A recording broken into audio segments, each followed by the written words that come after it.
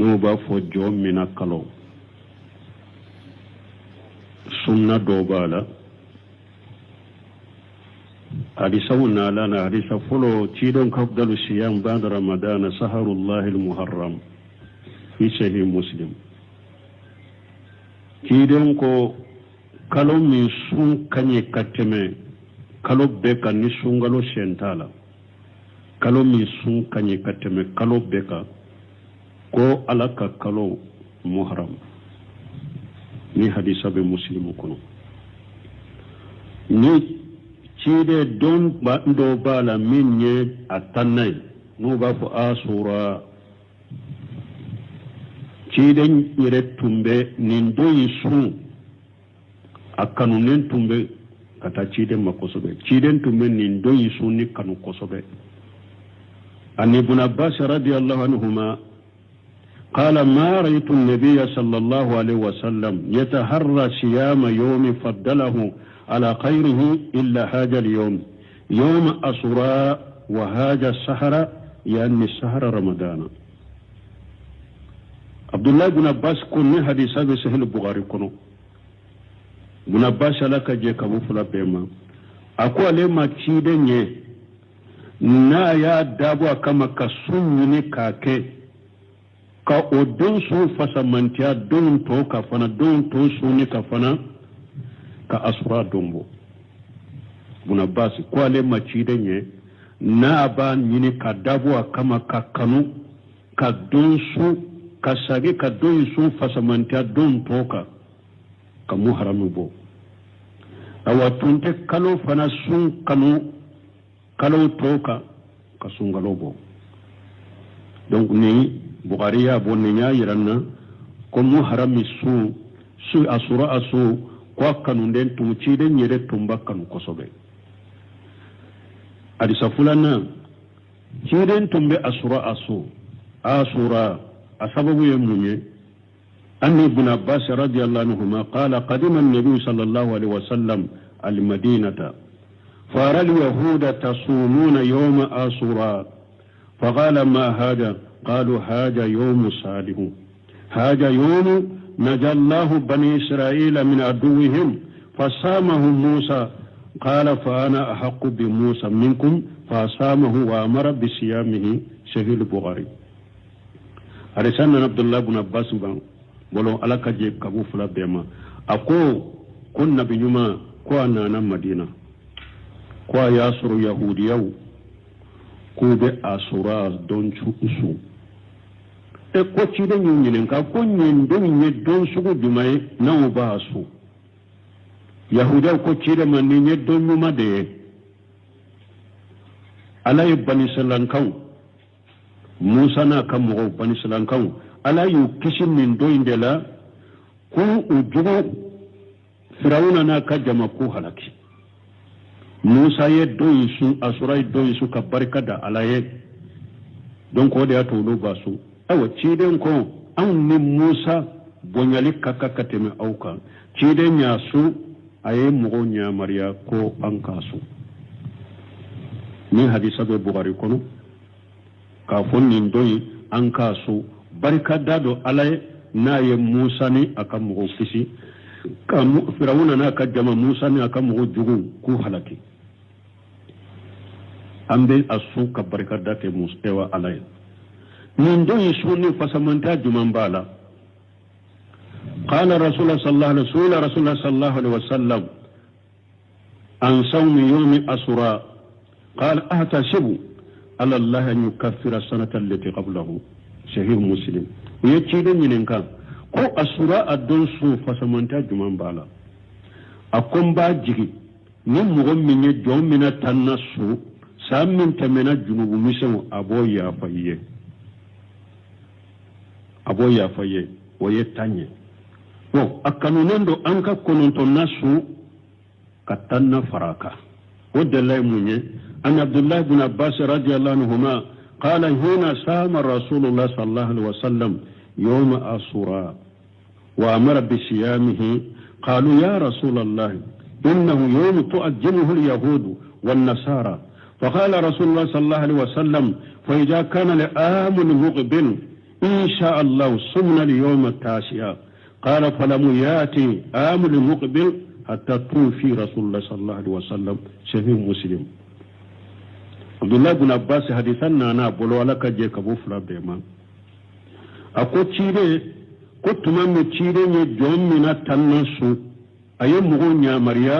كوكاسو أكو تشيري ما نيني دونده يهودا النصارى وبا بنياده inu kana ke kelenya bato chokola keden ko ne alay sangore iranela mbe kononto nasu katanna faraka pour ni yahudanu nasara ka bonyo konkoro ako o samma ciden soro balola sani o sayin kana ciden fatura wala akera amma sunna sisa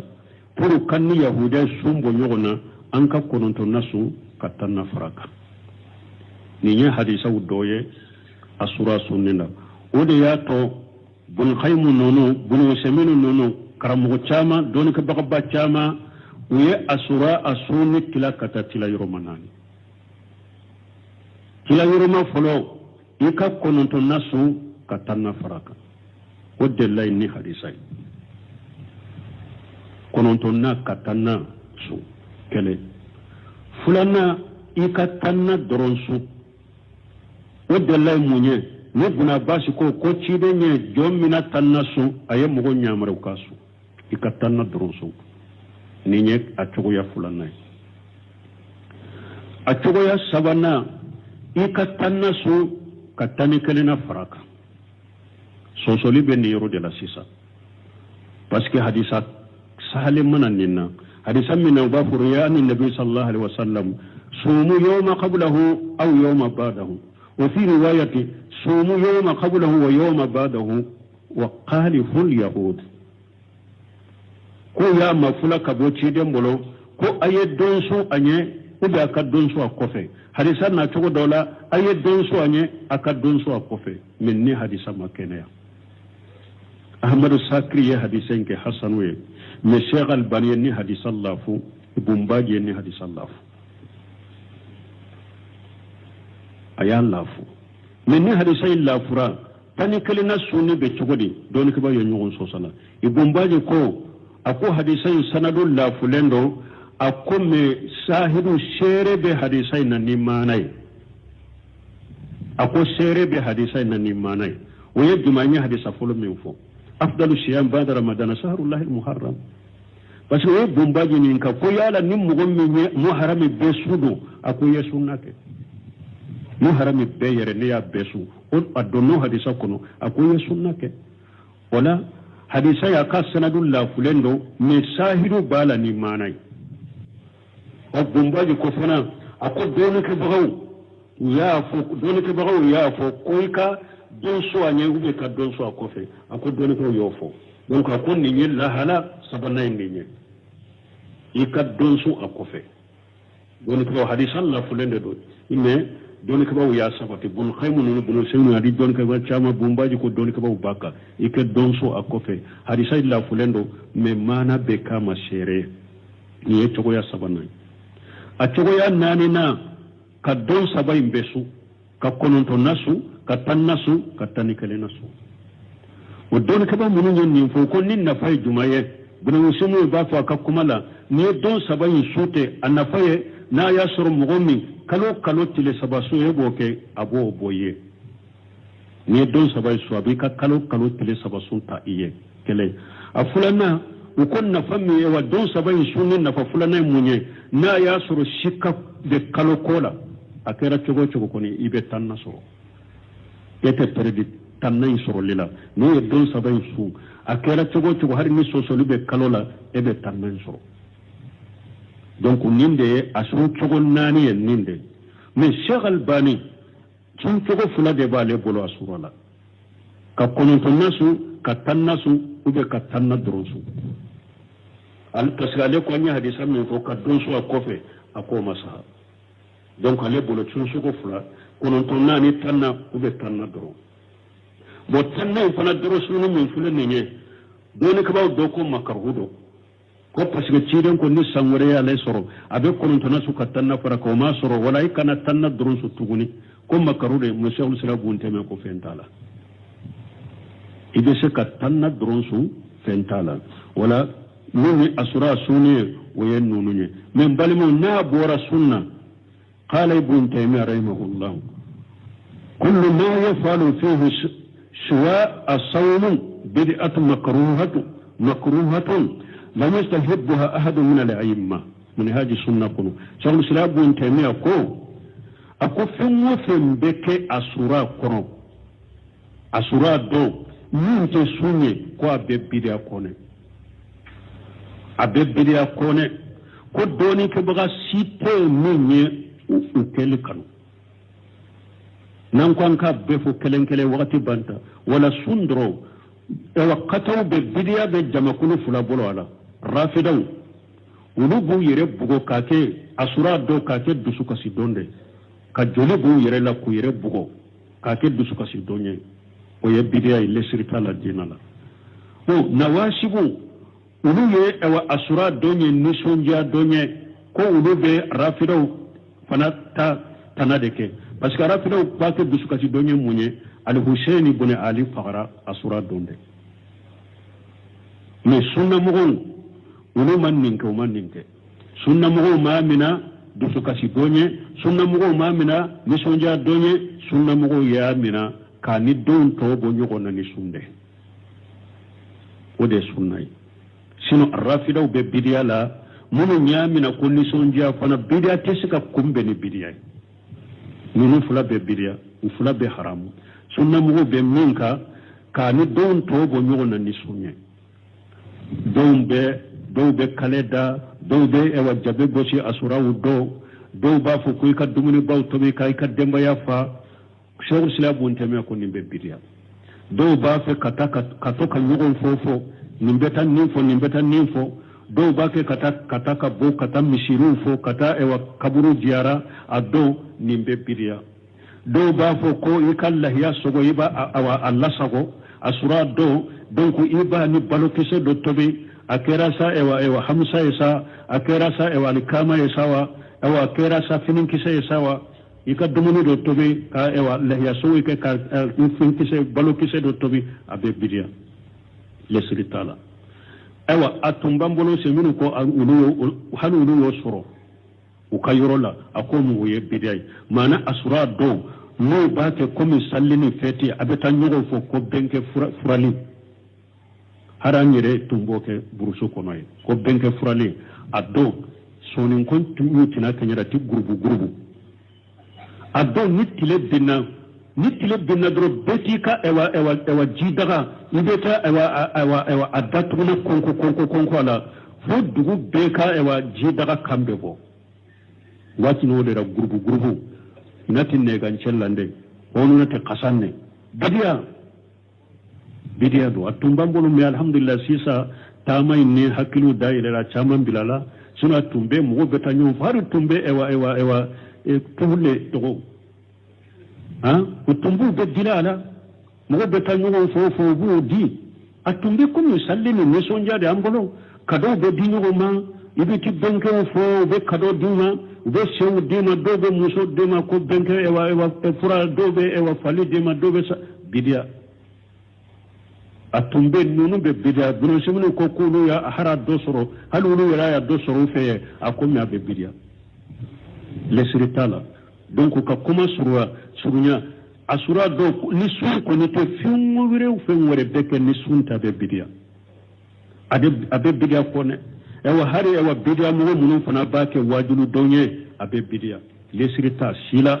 donc sunde sunna edro aka sunke anyi sun chogo nani min fo sisa min bese ulu kelela iko ke donc asura do jate ute kelenye saudiya jate ani mali jate te kelenye saudiya jate la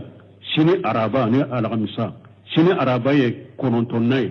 saudiya bolo alhamisa tannay manika jate alhamisa ye konontonnay juma ye tannay ko ubenni choko de la wala nunun ni ngoyani nafila de nun min ko ne ba ta saudiya tala embe araba su kala misa su basiti kala fon ko jonya kote nununa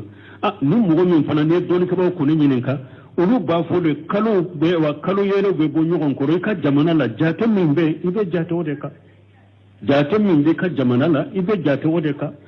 donc alamisa ani juma i bɛ olu so inshallah komi n'a y'a sɔrɔ ɲininkaliw tɔ bɛ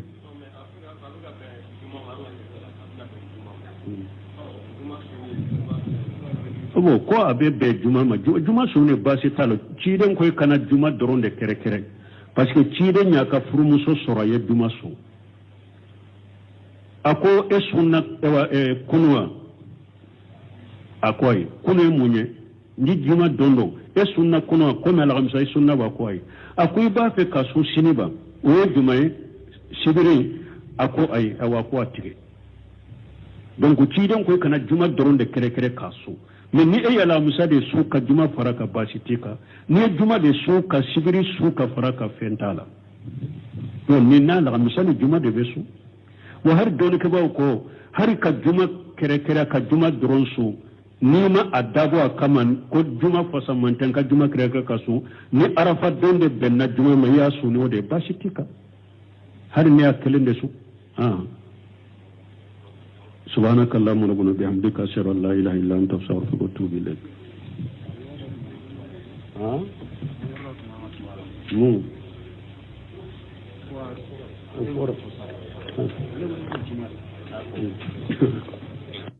Follow. Ambe kalo minna minye muharram kaloe no ba fo jo mina kalo sunna do bala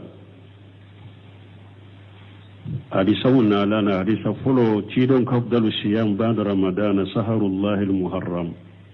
fi sahih muslim cidon ko kalo min sun kanye kateme kalo beka ni sungalo shentala kalo min sun kanye kateme kalo beka ko alaka kalo muharram ni hadisa be muslimu kono ni cide don ba ndo bala min nye atannay no ba fo asura cide nyere tumbe ni ndoyi su akanu nen tumbe kata cide makosobe cide tumbe ni ndoyi su ni kanu kosobe an ibn abbas radiyallahu anhuma قال ما رأيت النبي صلى الله عليه وسلم يتحرى صيام يوم فضله على خيره إلا هذا اليوم يوم أسراء وهذا السهر يعني السهر رمضان عبد الله بن عباس كن حديث هذا سهل البخاري كنو بن عباس لك جيك أبو فلا بيما أقول لما تشيدني نا يا دابوا كما كسوني كاكي ka o don su fasamantiya don to ka fana don to su ne ka fana ka asura dombo buna basi ko ale maci da nye na ba nyini ka dabo kama ka kanu ka don su ka sage ka don su fasamantiya don to ka muharamu bo awa tunte kalo fana sun kanu kalo to ka sun galo bo donc ni Bukhari ya bonni nya yiranna ko muharami su asura asu ko kanu den tum ci den yere tumba kanu kosobe hadisa fulana ci den tumbe asura asura asababu yemunye anni ibn abbas radiyallahu anhuma qala qadima an-nabi sallallahu alaihi wasallam al-madinata fara al-yahuda tasumuna yawma asura فقال ما هذا قالوا هذا يوم صالح هذا يوم نجى الله بني إسرائيل من عدوهم فصامه موسى قال فأنا أحق بموسى منكم فصامه وأمر بصيامه صحيح البخاري أرسلنا عبد الله بن عباس ولو على كجيب كبو فلا بما أقول كنا بنيما كوانا مدينة كوا ياسر يهوديو kube asura don su e ko ci da yin ka ko yin don ne don su go dumai na ba su yahuda ko ci da man ne don yuma de alai bani sallan kan musa na kan mɔgɔw bani silankanw ala y'u kisi nin dɔ in de la ko u jugu firawuna n'a ka jama ko halaki musa ye dɔ in su a sɔrɔ ye dɔ in su ka barika da ala ye donc o de y'a to olu b'a su ayiwa ciden ko anw ni musa bonyali ka kan ka tɛmɛ aw kan ciden y'a su a ye mɔgɔw ɲamariya ko an k'a su ni hadisa bɛ bukari kɔnɔ k'a fɔ nin dɔ in an k'a su barika da dɔ ala ye n'a ye musa ni a ka mɔgɔw kisi ka firawuna n'a ka jama musa ni a ka mɔgɔw jugu k'u halaki an bɛ a su ka barika da kɛ musa ala ye nin dɔ in su ni fasamanta juman b'a la قال رسول الله صلى الله عليه وسلم عن صوم يوم أسراء قال أحتسب على الله أن يكفر السنة التي قبله صحيح مسلم ويكيد من إنكام ko asura a don su fasamanta juman bala a kun ba jigi ni mɔgɔ min ye jɔn mina tanna su san min tɛmɛna junubu misɛnw a b'o yafa i ye o ye tan ye bon a kanunen don an ka kɔnɔntɔnna su ka tanna fara kan o dela ye mun ye an abdullahi bin abbas radiyallahu anhuma قال هنا صام رسول الله صلى الله عليه وسلم يوم عاشوراء وأمر بصيامه قالوا يا رسول الله إنه يوم تؤجله اليهود والنصارى فقال رسول الله صلى الله عليه وسلم فإذا كان لآم المقبل إن شاء الله صمنا اليوم التاسع قال فلم يأتي آم المقبل حتى توفي رسول الله صلى الله عليه وسلم صحيح مسلم عبد الله بن عباس حديثنا أنا بولو لك جيك أبو فلابيما أكو تشيري ko tuma min ciiden ye jɔn mina tanna su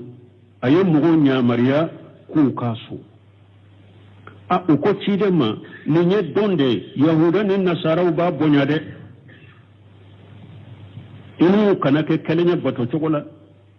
ciiden ko ni ala ye san wɛrɛ yira ne la n bɛ kɔnɔntɔnna su ka tanna fara kan pour ni yahuda ni nasaraw ka bɔ ɲɔgɔn kɔrɔ a ko o san ma ciiden sɔrɔ balo la sani o sayin kana ciden fatura wala a kɛra an ma sunna ye sisan pour kan ni yahuda sun bɔ ɲɔgɔn na an ka kɔnɔntɔnna su ka tanna fara kan nin ye hadisaw dɔ ye a sura sunni la o de y'a to bunkhaimu ninnu bunusɛminu ninnu karamɔgɔ caman dɔnnikɛbagaba caman u ye a sura a sunni tila ka taa tila yɔrɔma naani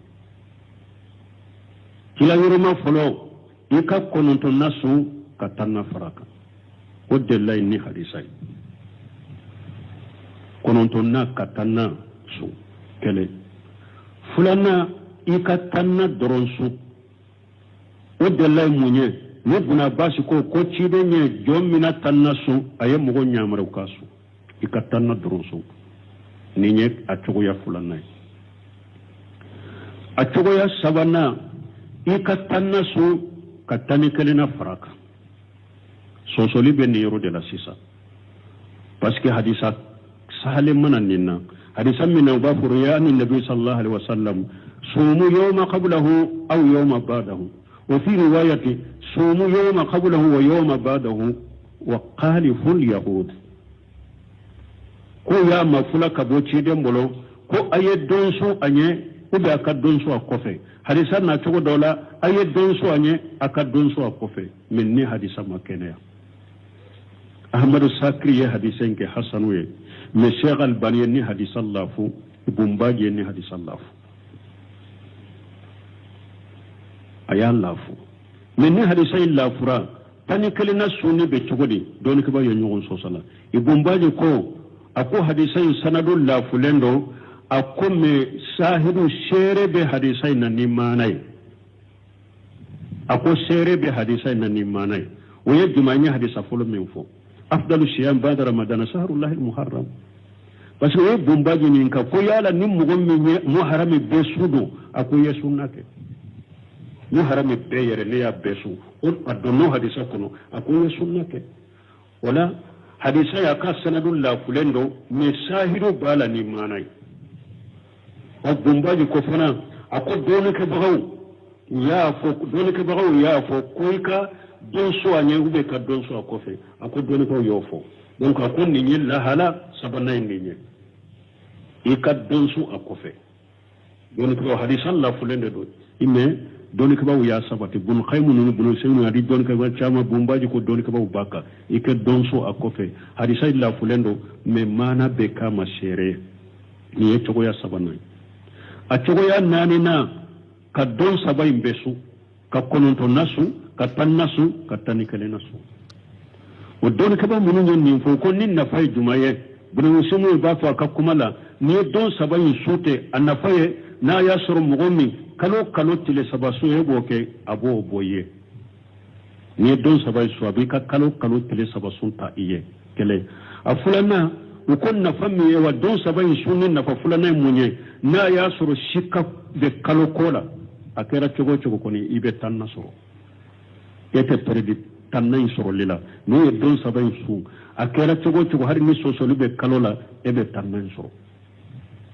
donc ninde asu cogo nani en ninde mais Cheikh Albani sun cogo fula de bale bolo asurala ka kono nasu ka tanna su ube ka tanna drosu al kasale ko nya hadisa men ko ka don so akofe ako masaha